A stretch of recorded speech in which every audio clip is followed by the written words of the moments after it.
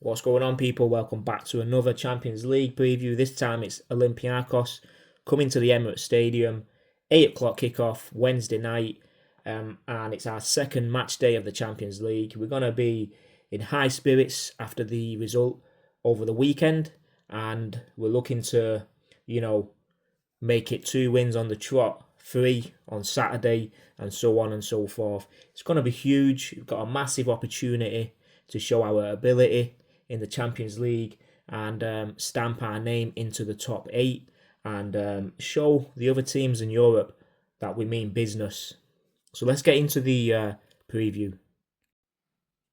Now, Olympiacos, don't get me wrong, in Greece, they're basically the top dog. You know, they're winning titles year on, year out. They're always competing in European football, and they've played against us a few times. I say a few times, but more than a few times, but we'll get into the head-to-head in a moment. Now, over the weekend, they won 3-2. I believe the top of their league table as well, and they're on a unbeaten run as well, I believe, in their league, and they got a draw or a loss in the first game of the Champions League. So in net, they had Konstantinos Tsolakis. In the defence, they play like a 4-2-3-1.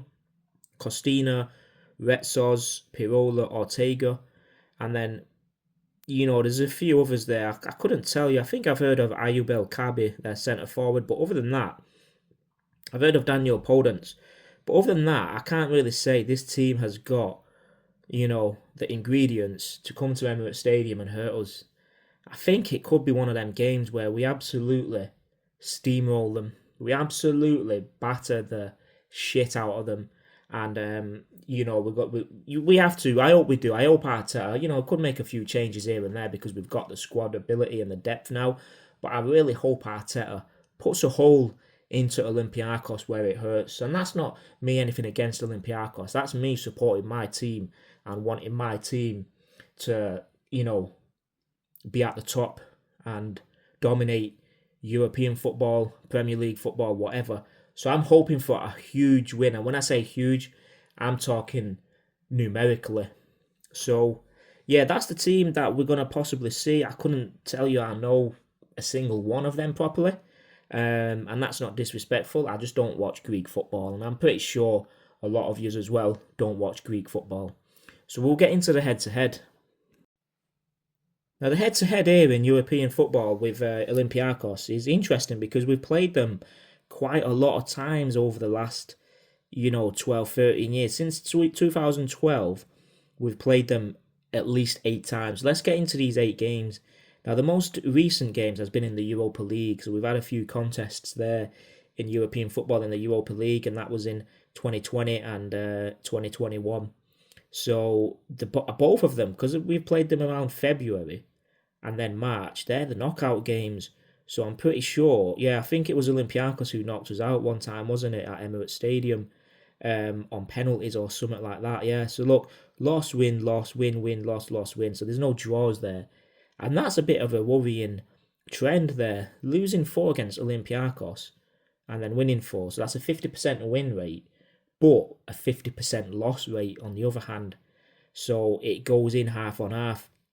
So, 2021 was the most recent time we played them in the Europa League at Emirates Stadium. You know what? Our last 2 games at the Emirates, they've beat us, but we beat them at their stadium the last 2 times. They've even beat us at Emirates Stadium in the Champions League before that. How have they got 3 wins against us at Emirates Stadium in the last 3 visits? So I'm guessing there's going to be a lot of talk about that, build up about that, but it doesn't matter. It's a different team now. You know, the teams that they've played against there, yes, the one in 2015, I think we had Sanchez and Ozil and stuff like that. I don't know how we lost that, but we did. But other than that, we've had poor teams, and especially the defence, and that's why they've scored so many against us. But it's going to be a different flavour tomorrow. It's going to be a different ingredient. It's going to be a completely different ball game on Wednesday night. And the Olympiacos, if they think that any of these past results is going to determine the outcome of the result on Wednesday night, then they've got another thing coming, because this team is not messing about anymore. The manager's not messing about, the team's not, and the fans are not messing about. So as soon as they come to London Airport and they are on the way to Emirates Stadium, We want to inject fear into them, especially when they come into the Emirates Stadium. We want to inject fear and get that early goal and show them that we're here to take their souls once and for all. So let's get into the lineup. Now, obviously, we've not had any new injuries, which is huge. Every game recently we play, we pick up an injury or, something's gone wrong. The good thing this season is we've not had any red cards as well. By now, last season in the Premier League, I think we've already had 2 red cards, one for Trossard and one for Declan Rice. We've built that team now where we have most of the possession and we don't give these opportunities or many opportunities away where we've got to make these poor decisions within a split second, and that's why we've not been seeing many yellows or many reds, and long may it continue. So for me in net, David Raya's got to play. I know Kepa's, good enough to play this game, but let's just put David Raya in net. Let's give him this game. I wouldn't mind if he puts Kepa in there, but sometimes it's good to put your best keeper out. Even though it is the second game, it's at home, we're on a high. It could be a mistake, but we play with David Raya. Now on the left, we'll start on the right. Timber or Ben White. I know Timber was all over it on Newcastle. He was amazing again. Didn't get a single mention from anyone. You know what? Unfortunately, not even me, but the way he played and continues to play, he's miles ahead of Ben White at the minute. Ben White, I think another 2 seasons and I think we may not renew his contract. We could look for a replacement. I'm not sure. He's a top player. He needs to find his form again. But I think this game, Ben White could play it and then Timber will be fresh for West Ham. I'm going to put Ben White. I think Ben White's got the ability to play this, and if Timber can have that rest, he'll give it full throttle on Saturday. So we'll go with Ben White. In the centre, we've got Mosquera or Saliba on the right side. Mosquera can play that, but I think Saliba will get this game. He's just signed his contract today. The news has been broken, and I think it's going to be huge. And we'll get that reception at Emirates Stadium, a Champions League night. Saliba plays for me. On the left side, the centre back, Hincapié, I think is still injured. We've got Gabriel and Calafiori who could play there. Gabriel's got to play for me. Yeah, Gabriel plays for me. And on the left, we can have Lewis Skelly or we can have Calafiori. I'm going to give this game to Lewis Skelly. I know it's a bit of a gamble changing both of your fullbacks, but sometimes, we've just got to manage the squad to perfection. So give Skelly this game. We'll be on the attacking front, and Lewis Skelly could be, perfect for this type of game. Now, in the defensive midfield, Zubimendi plays for me. I'm not going to make too many changes because it breaks the rhythm and, we don't want to be struggling in the first half and catching and trying to get a goal in the second half in the dying minutes. We'd rather get the goals, finish the game, and then take our players off. So Zubimendi plays for me, Rice plays and Odegaard plays. Yes, it's our, 3 main midfielders, but they've got to play. No questions. Odegaard is fit for me, and he had he was the reason why we effectively won that game at Newcastle.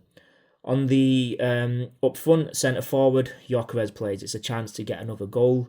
He's not had a goal in a few games now, so it's a chance at home to get a goal. Maybe we could get a penalty, whatever. He will have a couple of chances. We're creating from open play. Gyökeres has to play for me. He had one of his best games at Newcastle as well, don't get me wrong. His build-up play, the way he was battling against those defenders and Joe Linton, Gimenez and all them lot, honestly, he had everything in his game apart from a goal or an assist. Now on the left side, we've got Martinelli or Trossard. I think Martinelli's got to start this game. He's not been starting any games and he's fresh, he's ready to go, he's ready to run on water. He's ready to get a few goals. He is. I can see that in his energy, and it's so good to see because his confidence is back. On the right, it's Saka, Ethan Nwaneri, Dauman.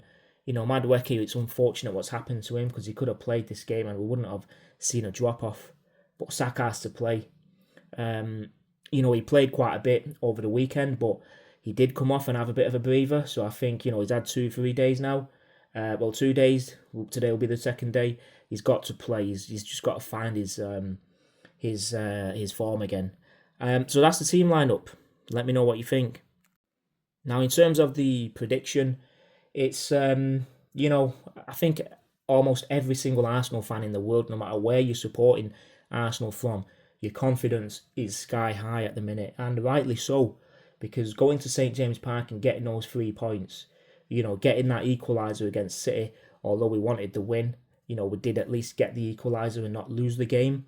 And just being 2 points behind Liverpool now, going into Saturday, knowing if we win and Liverpool can't match that result away at Stamford Bridge, then we stay top for at least a couple of weeks, given it's the international break and we've got a good run of fixtures. So why not? Why not being this confident? It's the right time to be confident, and it's the right time to, punish these sides. So I'm going to go for a 4-0 win to Arsenal. I'm not going to say who's all the goal scorers and this and that. We're going to try and go live for it as well. But I'm going for a 4-0 win. That's no disrespect to the Greek football or the Greek institution. It's just my prediction. So let me know what you think. I'll see you soon.